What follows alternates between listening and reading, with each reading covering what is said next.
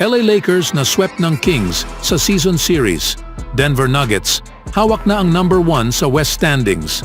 Steve Kerr, may pananakot sa pagbabalik ni Curry. Draymond, pinaghandaan ang laro sa Lakers. Ngunit bago ang lahat, kung gusto nyo ng matibay na basketball shoes, New Curry 11, mabibili lamang sa halagang $2,999. Click lamang ang link sa comment section or bisitahin lamang ang tefen.com for more high-quality shoes.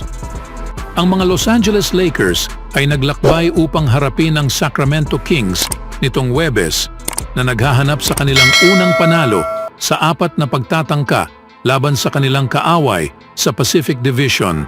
Ang Lakers ay pumasok sa laban na may 2 laro sa likuran ng Kings sa record na naging mahalagang laban ang isang ito. Sa kasamaang palad, patuloy pa ring nangangapa ang Lakers laban sa Kings na nakuha ang pagkatalo sa 121-107.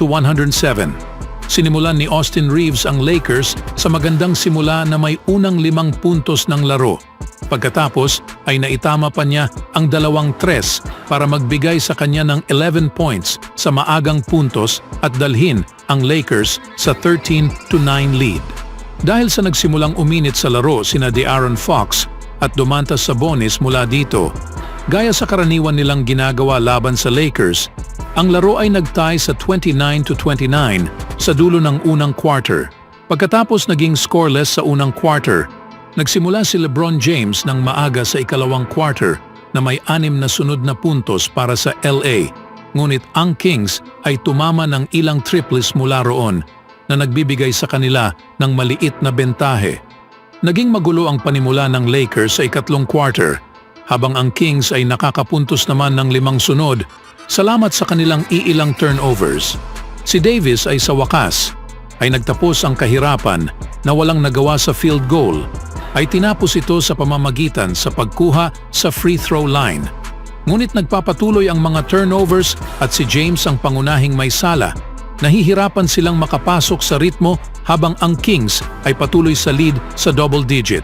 Pagkatapos ng isang timeout ng Lakers, si Davis ay sa wakas nagawa na ang field goal upang tapusin ang mahigit 7 minuto na walang naitamang field goal. Ngunit hindi nakakuha ng momentum ang Lakers dahil si Sabonis at Fox ay nagpatuloy sa pagiging dominante sa star matchup laban kina Davis at James. Samantalang si James ay nagpapakita ng masamang shooting at nangununa sa mga mahalagang turnovers, ang Kings ay bumuo sa kanilang bentahe hanggang sa umabot sa 88-73 sa dulo sa ikatlong quarter. Sa huli, bumalik si LeBron at nasa attack mode, sinusubukang bawasan ang 18-point deficit kontra Sacramento. Nagtala siya ng 5 sunod na puntos kasama ang 2 malalaking dunk upang pilitin ang isang mabilis na timeout ng Kings. Dumagdag si Reeves ng isa pang triple pagkatapos ng timeout at biglang bumalik ang laro sa single digits. Ito ang pinakamalapit na nagawa ng Lakers, pero ang Kings ay nagresponde ng back-to-back triples.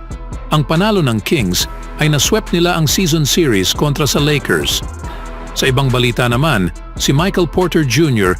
ay nagtala ng 25 points habang ang nanalong kampiyon sa NBA, ang Denver Nuggets, ay tinalo ang Miami Heat sa 100-88 nitong Huwebes upang muling kunin ang number 1 seed sa Western Conference standings. Ang isang low-scoring clash sa pagitan sa last year's NBA Finals rivals ay nakikitang leading ang Nuggets sa halos buong laro sa first half bago pumagitna ang Heat sa isang rally sa ikatlong quarter. Subalit muling nakuha ng Nuggets ang kanilang bentahe. Ang Nuggets star na si Nikola Jokic ay nalimita lamang sa 12 points matapos ang isang disiplinadong depensang ng Miami. Ngunit ito ay nagbigay ng mas maraming espasyo para kay Porter Jr. na nagtala sa 5 3-pointers sa kanyang 9 of 16 shooting display. Matapos ang isang disiplinadong depensa ng Miami, sinabi ni Porter Jr. na ang kanyang impresibong performance ay bunga sa kanyang mga kasamahan sa team na pinaplano ang magkaroon ng timing at espasyo para sa kanya upang makapaglaro ng malaya. Nakita mo ba ang mga shooting na nakukuha ko? Maluwag na mga tres, kaya't talagang sa aking mga kasamahan ito, ang lahat ng papuri ay sa kanila, sinabi ni Porter Jr. sa ESPN. Mayroon kaming isang mahusay at balanseng koponan, kaya kapag kinuha mo ang isang bagay, mayroon pang isang pagpipilian. Ito ang nangyari sa laban na ito. Ang ika-4 na sunod na panalo ng Denver ay ang nagdala sa kanilang record sa 46-20.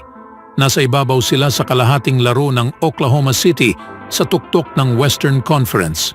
Ito ang unang pagkakataon na nahawakan ng Denver ang tuktok sa standings mula noong November. Nagpapahiwatig na ang mga players ni Michael Malone ay pumuputok sa tamang oras habang hinahabol nila ang top seeding para sa playoffs. Si Porter Jr. ay nakatanggap ng suporta sa shooting mula kay Aaron Gordon na may 16 points at Jamal Murray na may 14. Si Bam Adebayo ang nanguna sa Miami sa puntos na may 17 points. Ang ika-4 na sunod na pagkatalo ng Heat ay naghatid sa kanila sa ika-8 pwesto sa Eastern Conference na may record na 35-30. Sa sumunod na balita naman, sa kasalukuyang kalagayan matapos ang nakakainis na pagkatalo sa 109-99 kontra Dallas Mavericks nitong Huwebes, na humadlang sa Warriors na makipagsabayan sa madikitang posisyon sa Western Conference, sinikap ni Coach Steve Kerr na manatiling optimistiko. May mabuting dahilan para dito. Ang Dubs ay naglaro na wala ang dalawa sa kanilang pinakamahusay na stars sa pagkatalo sa Mavericks, ngunit umaasa na makakabalik ang dalawa sa oras para sa laro ngayong linggo sa Los Angeles laban sa Lakers. Si Stephen Curry, na hindi nakapaglaro sa huling 3 laro dahil sa aksidente sa kanang bukong-bukong, ay pinayagan na muling mag-practice at sinabi ni Kerr na inaasahan niyang maglalaro ang 2-time NBA MVP sa nasabing laro. Si Draymond Green rin ay hindi nakalaro sa pagkatalo sa Mavericks dahil sa kirot sa ibaba sa likod at umaasa na makapaglaro rin sa linggo. Tiyak na kinakailangan ng pagsisikap sa nalalabing 17 games, ngunit naniniwala si Kerr na kaya itong ma-achieve ng Warriors. Ang season, tunay na marathon ito, sabi ni Kerr sa mga reporter sa Dallas. Wala pa ring alinlangan na ang team na ito ay magiging maganda at makakagawa ng deep run sa playoff kung makakapasok. Ang Golden State ay wala pang panalo sa 3 laro na wala sina Curry at Green, ngunit nakapag-post sila ng mga notable wins kung sakaling malusog ang lahat. Isang bagay kung bakit nanatili si Kerr sa positibong pananaw. Kapag kumpleto ito, ang team ay may kakayahang gumawa ng labis na ingay down the stretch. Gusto ko pa rin kung sino kami bilang koponan, sabi ni Kerr. Umaasa kami na makakabalik si Steph sa linggo. Mas gusto ko ang koponan ngayon kumpara noong ilang buwan na ang nakararaan, kung saan kami talaga ay nagsasagawa ng maraming mga bagay. Ito ay isang team na may identity. Alam namin kung sino kami. Ako ay ramdam na makabalik kami dito at ako ay nasasabik tungkol sa huling bahagi ng season. Ang Warriors ay 1-5 ngayong season kapag wala si Curry. Maliwanag na naramdaman ang kanyang pagkawala laban sa Mavericks, kung saan lahat ng mga manlalaro ng Dubs ay may problema sa pag-score. Malinaw na nagbabago ang lahat kapag ang number 30 ay nasa court para sa Golden State. Ngunit tumanggi ang maraming players ng Warriors na tanggapin ang kanyang pagkawala bilang dahilan sa pagkatalo. Ngayong gabi ginawa namin iyon sa halos sa unang kalahati. Pagkatapos ay medyo bumaba kami sa transition at doon sila nakakuha sa kanilang karamihan sa puntos. Si Trayce Jackson Davis na nagsimula bilang center habang nagpapahinga si Green ay sinabi na mahalaga na matuto ang Warriors kung paano manalo kahit sino ang nasa court. Siyempre si Steph ang pinakamalaking bahagi sa aming koponan. Ngunit sa parehong oras, hindi namin siya dapat hayaang dalhin ang buong pasanin. Sabi ni Jackson Davis, kailangan naming magpakatatag rin.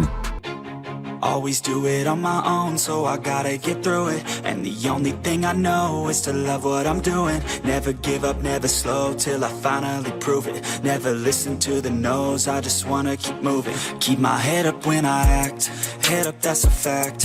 Never looking back, I'ma keep myself on track.